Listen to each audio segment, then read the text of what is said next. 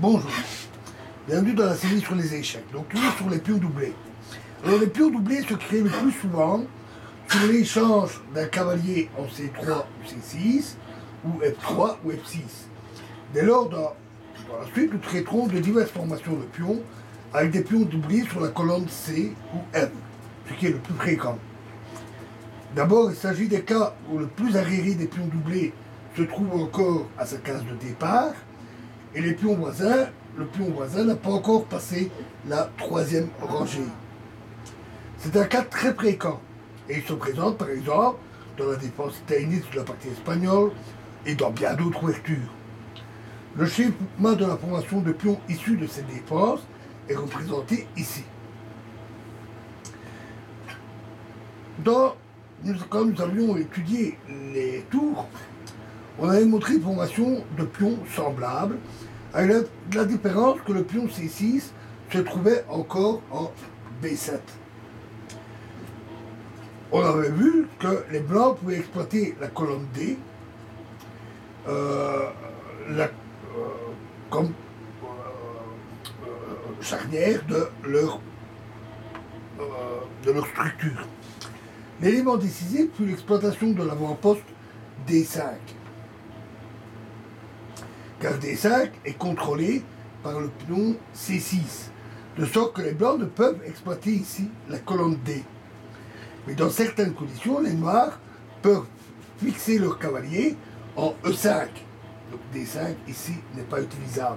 Mais les noirs peuvent fixer un cavalier ici, en E5. En provoquant ainsi le coup F4. Et cela peut leur procurer une pression sur le pion E4, qui n'est alors plus protégé par un pion. Un autre avantage pour les noirs est la colonne ouverte B, qui leur permet une action à l'aile dame.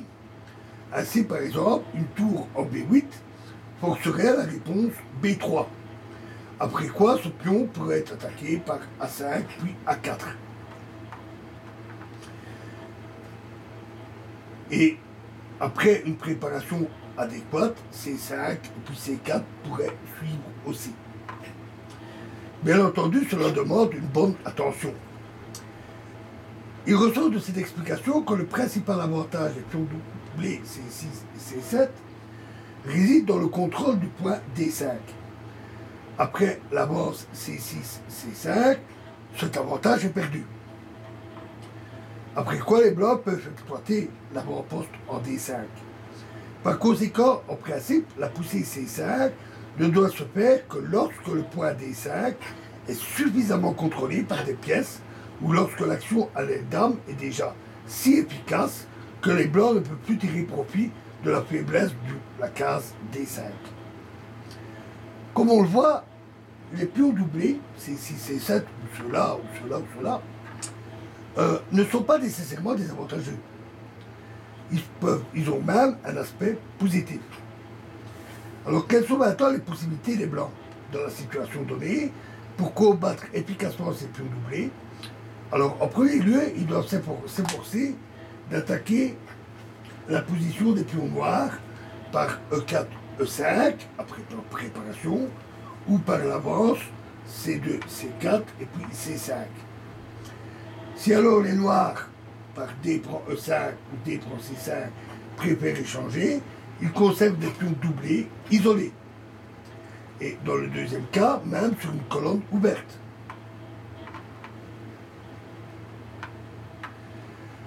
Les chances des deux cas, avec une telle constellation de pions,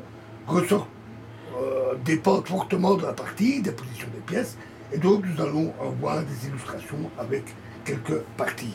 Et la première dans la prochaine vidéo. Je vous remercie.